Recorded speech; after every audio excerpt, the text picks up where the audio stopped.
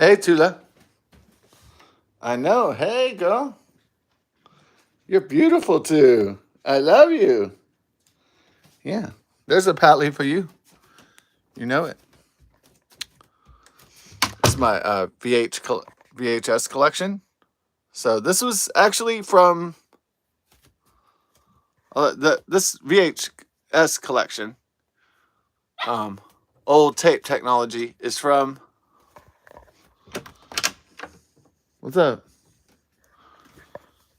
This VHS technology is from, a long time ago, the late 70s or something. And I wish we would have had a more DVD collection. It's just we were using VHS way after DVD, so we didn't buy a lot of them. And unfortunately, so we only have like a small DVD collection actually, which should. I'd like to I'd like to expand a DVD collection and get it. Oh, I put all the DVDs in the room with the DVD player in the office. And so, but this was primarily in the 1980s, 1990s, how people would watch movies on VHS, these clunky tapes. And then there we go. There's Aliens, and then, is that Alien 3? I got the Alien trilogy right there. Oh, yeah. I don't feel like getting up there and So that's what I grew up with, the old school Aliens, and Alien 3. And we didn't buy Resurrection for obvious reasons, because it's ridiculous. It's really entertaining ridiculous. Maybe I will get up there. Hey, Tula.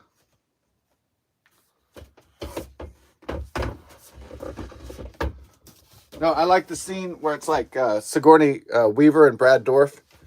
And then he's supposed to be doing a psychological test. He's a scientist on her after she's resurrected through DNA cloning. And then he's like, fork? And she goes, fuck. I thought that was funny like when I was like 15. But fork, fuck. I said, wow, this scene is brilliant. But this is the original Alien, though, before it got really ridiculous, by Ridley Scott.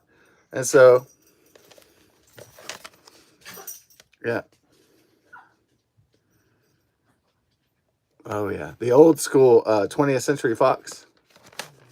Yeah, with the egg and the all the great stuff. H.R. Geiger. That was the OG in 1979.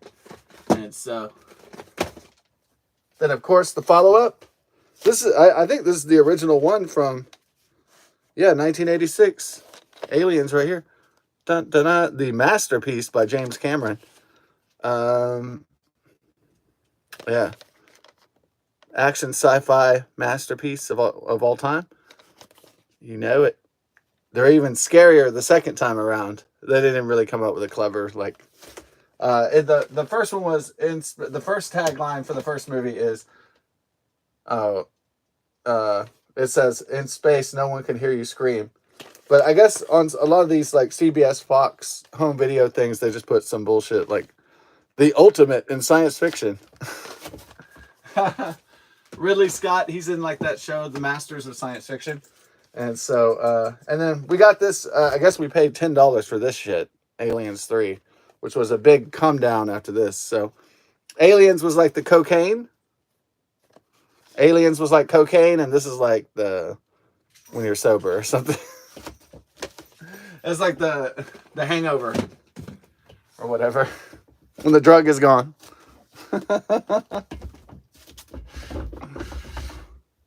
Aliens 3 is like the sobriety, but you're in the hospital and you got to go to jail. And, it's like really horrible. But it's not, I guess it's not totally awful. Totally terrible, but it's a letdown. It's a disappointment for sure. Aliens 3, I saw that with my... That's the first Aliens movie I saw in the theaters, because 1979 I wasn't born yet, and 1986 I was 6 years old.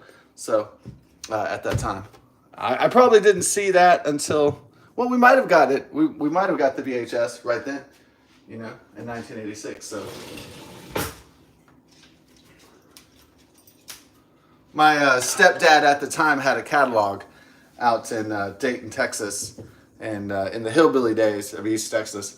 And so we got that mail, the mail order catalog, and for the VHS tapes. All right, enough bullshit, guys. All right.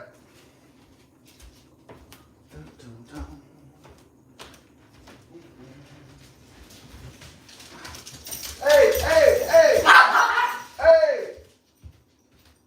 Judah, no.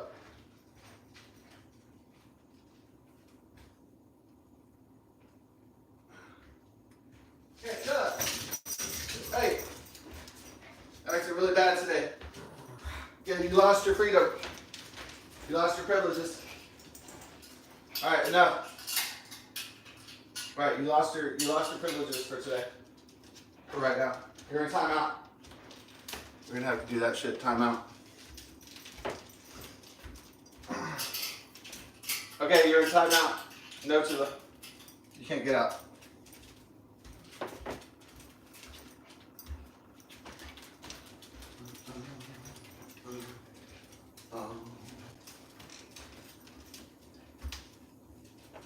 I don't have any of that AVP shit. Alien versus Predator.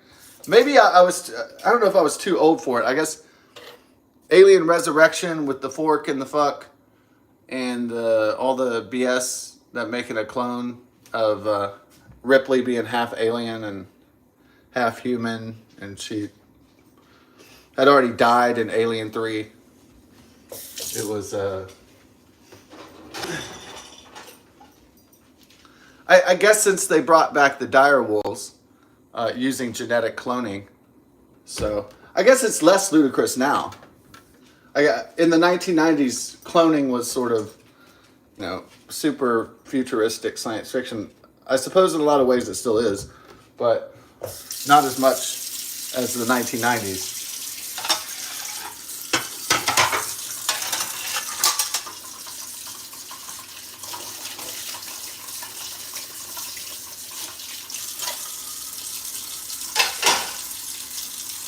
Oh man, this kitchen is a mess, but I could do the video and then clean up at the same time. Fork? Fuck. Legendary screenplay writing. It's really good. Winona Ryder was kind of hot back in those days, long before Stranger Things, and she plays an android called Call, and I guess it means call girl. I guess it's a joke. They should have just called her escort girl. Fluff girl. Jerk girl. The android jerk. The female android. Jerk off. All right. No, call girl. That was a good enough joke there. For the movie.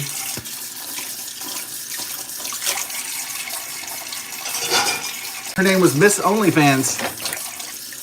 For a fee, you can see my butthole. Oh, man.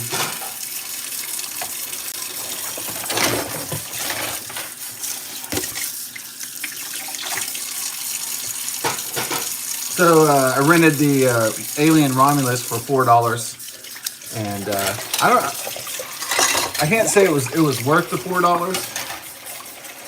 Yeah. So to me, I'm like an Alien veteran, having grown up in the 1980s. 20th Century Fox was taken over by the monster Walt Disney Corporation. The Walt Disney Corporation is a famously leftist and Democrat Party, far extreme leftist party now. Corporation now. As everybody knows, this is not the conservative, family-friendly corporation that we all grew up with. I mean, that many of us grew up with, millennials, and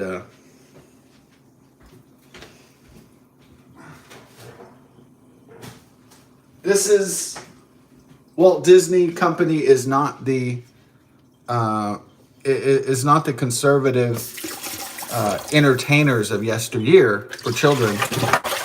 They are an agenda-driven left-wing corporation hell-bent on spreading a particular agenda into all their storylines, and what they call wokeism, which is just like we are the world kind of bullshit into their indoctrination. The executives are mad bent on this particular agenda. It's not always good for their profits, because if this monster of a company does acquire certain IPs like Star Wars or the Indiana Jones franchise or Aliens, then they tend to screw it up because they make it too woke or too diverse or whatever. Diversity, equity, and inclusion, climate change messages, all sorts of political messages, and what are supposed to be entertainments instead of lectures. So that's the danger Disney faces and has been facing ever since it went totally woke and is almost going broke.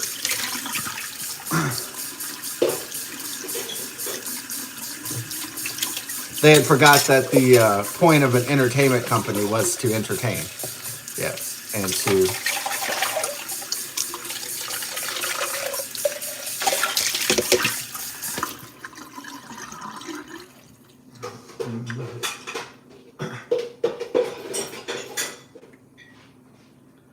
Walt Disney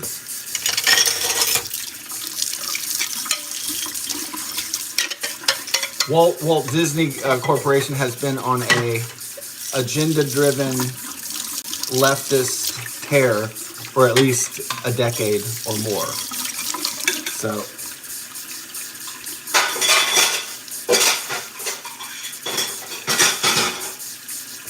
and they were only temporarily saved by their acquisition of Star Wars and their acquisition of Marvel Studios. So that saved their ass. So they could go on all these woke shenanigans and make Buzz Lightyear Buzz Lightqueer and all this gay shit. Okay.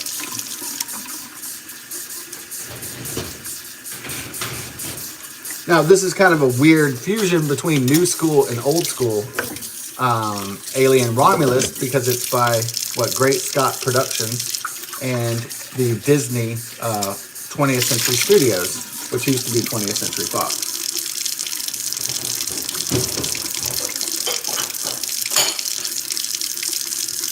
So they can trick the old fans into thinking that this is a 20th Century Fox movie, when, guess what? It's not. Yeah.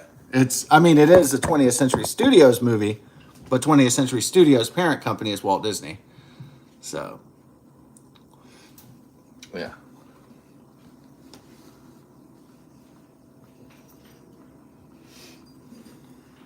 We could talk about how atrocious Disney is all day and night.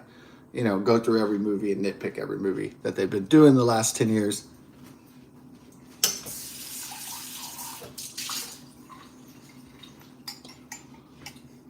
But, you know, that would take a lot of time to analyze how many crappy movies that they've created over the past decade or so.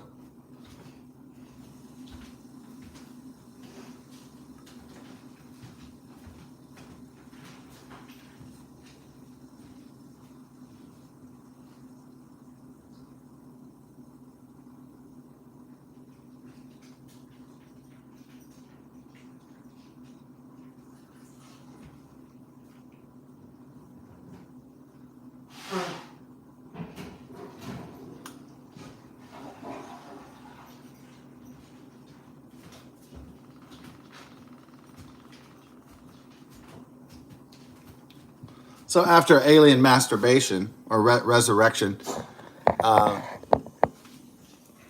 they made the Alien versus Predator franchise. And AVP 1 and then AVP 2 was called Alien Requiem.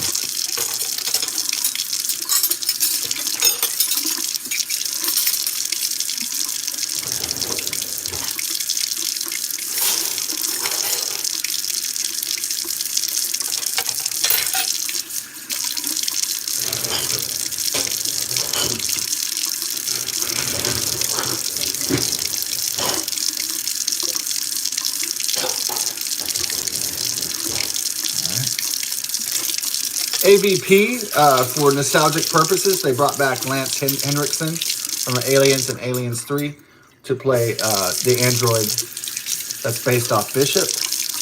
Or no, like his creator or something like that. Like a Noonien Soon to Commander Data. It was kind of, sort of like that. Yeah.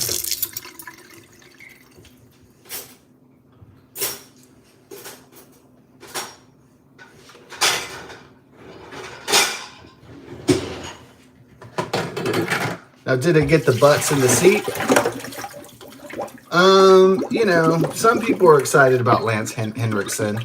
You know, maybe Comic Book Girl 19 or something like that. But most guys aren't excited about Lance Henriksen. You know, that's not enough to get the butts in the seat. Now, if they made Alien versus Predator and they put Danny Glover with Arnold Schwarzenegger couldn't be in anything after he became governor of California in the 2000s. So, but if they had put some big name stars into Alien versus Predator and Alien versus Predator 2, then you know it would have been better received and made a lot more money. But it was a cheap kind of gimmick to put the Predator fighting the aliens, and also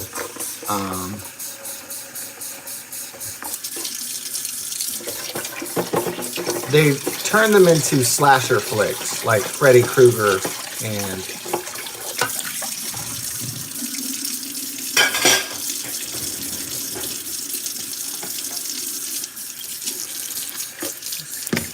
basically, AVP failed because it was a silly gimmick. And then number 2, it failed because there were no major stars. And number 3 is because they turned them into silly slasher flicks where, like, you don't care about any of the characters. Like in, typically, you don't care much about the characters in the Jason or the Halloween or the Freddy Krueger, the Nightmare on Elm Street series.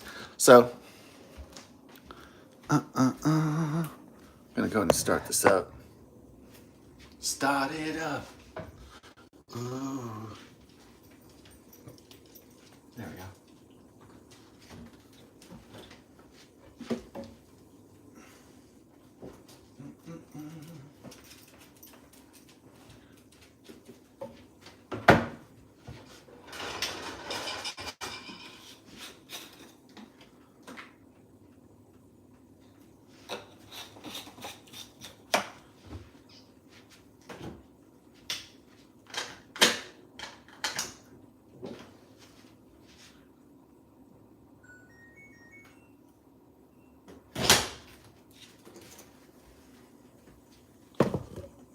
Okay, I think, do we got a handle on it yet? Handle on the kitchen?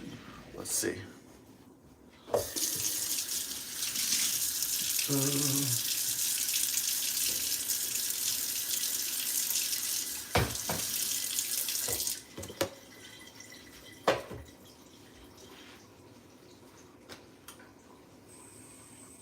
Yeah.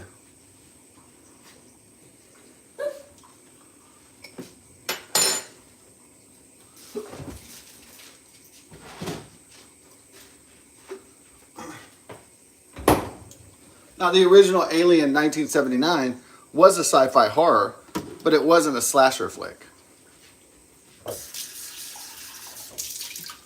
Sure, typically in a Predator or Alien movie, the characters are dead meat, fodder for the creatures to be killed in shocking ways.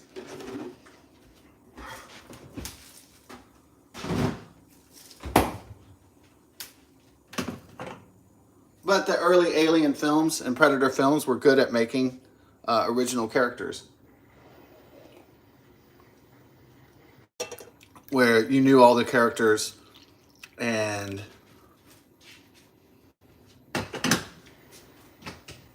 they had defined characteristics, and then they played out over the affair. Because like people's character during an event, whether it's Jurassic Park or Alien, their characters would shine through. You would see who was a coward and who was strong, and who was brave, who was quick, who was smart. All that stuff would become evident in a survival type situation. Yeah. Should I go in the office to get serious, I guess?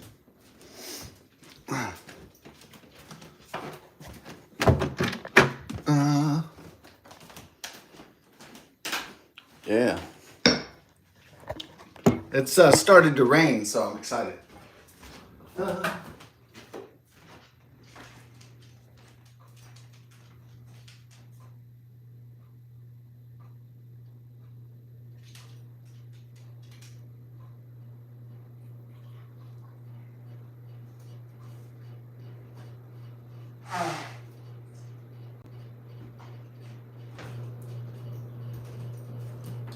I dream of rain. Oh, I dream of rain. That's Sting and the guy from Turkey, the famous singer. Is it Turkey or it's somewhere over there in Persia and the Middle East, Arabia? You know, the sandy place. Oh man.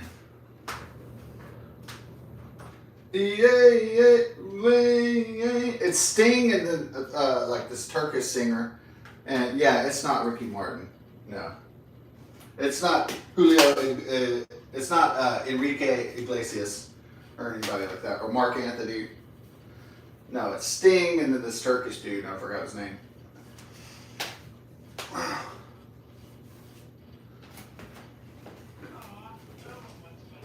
Yeah, so go to the subject matter at hand. Oh, were we watching Disney? Oh, the Disney Channel? No way. The Weather Channel. What is that? Ah, the Weather Babes. Which one's the hottest one? The MILF looks angry. She looks really angry. She's not young and hot anymore. But the brunette, oh, she's fresh. Woo! That's a good one. Yeah, she's like a bitter MILF. She's like a bitter woman, or maybe she didn't have family and kids and she's just angry. So that guy's is just like, hey, I'm chilling with the Weather Babes. Alien Romulus. He's like, all right, I'm glad I went into meteorology so I can beat this ass. All right. Okay. Of course, I can't show any of the movies, so it's Cailey Spaney, David Jonsson instead of David. It's kind of funny because there was a David Jonsson that I knew growing up, and friend of a friend of a friend, and everything. And but his name was Jonsson, like Johnson is usually spelled. This is some kind of alternative. Maybe it's a UK version of Jonsson, and so that's really interesting. Yeah, maybe that's a UK, or that could be an African, because the guy's black, so that could be an African or some kind of English, or maybe even Dutch or something else, spelling of Johnson. But, and Archie Renault, okay.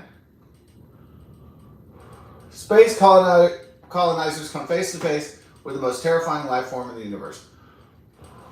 So it's got 80% Rotten Tomatoes, but remember, Rotten Tomatoes is owned by, guess who? Walt Disney Corporation.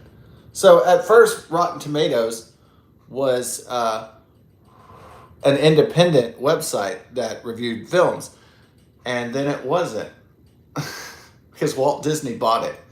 So the key tenet in Marxism is owning the methods of production and owning everything, like a monopoly. So that's the key fabric of Marxism. So if you're making movies, then it's good to own the media, like Disney does. So they own Rotten Tomatoes website. They own ABC News. they own a lot of things, right? A lot of IPs, a lot of different companies. I don't know what the limit for this monster company, Walt Disney, to own is. They own 20th Century Studios. They own Marvel. They own Indiana Jones and Lucasfilm. They own Marvel Studios, and probably the list goes on and on and on, right? And they keep acquiring shit, keep getting more powerful, more money, more power, and they keep buying more and more what used to be independent websites, independent companies, independent studios, and so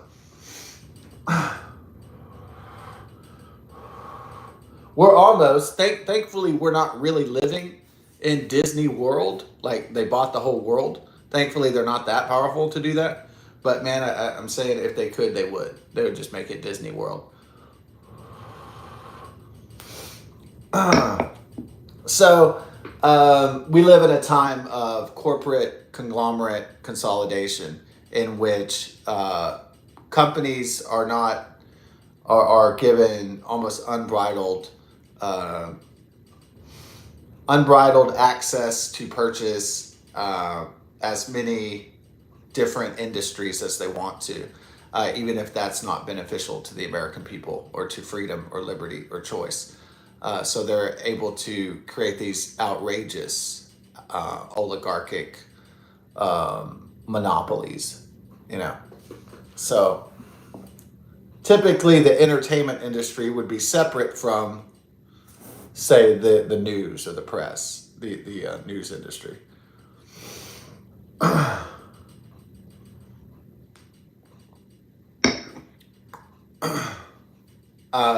In the past, someone who was an online seller of goods, like Jeff Bezos and Amazon, wasn't allowed to dabble into streaming, into making their own entertainment shows. And so, you know, a lot of these mega corporations have their hand in multiple cookie jars, their hands in multiple pots. And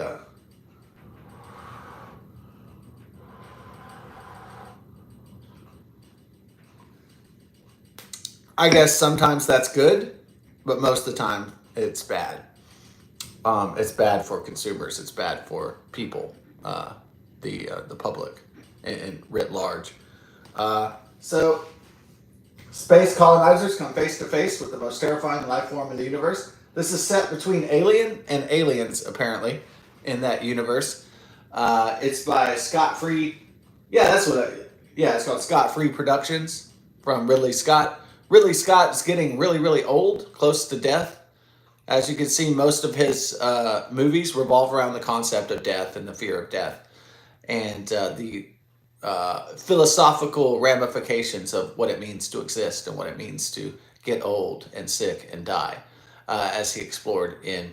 I don't really find that Ridley Scott is fascinating in that regard. I don't think he really has anything amazing to say about immortality or mortality, life and death. I don't really think he has anything really that wonderful to say. He is just an old man thinking about his end and just saying, well, yeah, it's going to be over one day. And having his characters deal with, especially Wayland of Wayland-Yutani Corporation, go through where he gets feeble and old and he doesn't want to die. And then he sends Prometheus on the mission to find this planet, to find the secret of immortality. But he finds Cedars or the engineers instead, and their biological terror weapon called the Xenomorphs, the aliens. So, because the engineers are creating a perfect weapon, and it's also the idea of transpermia, that Earth was seeded by other beings on other worlds.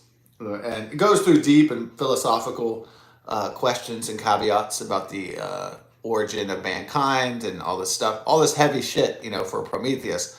And yeah, it's a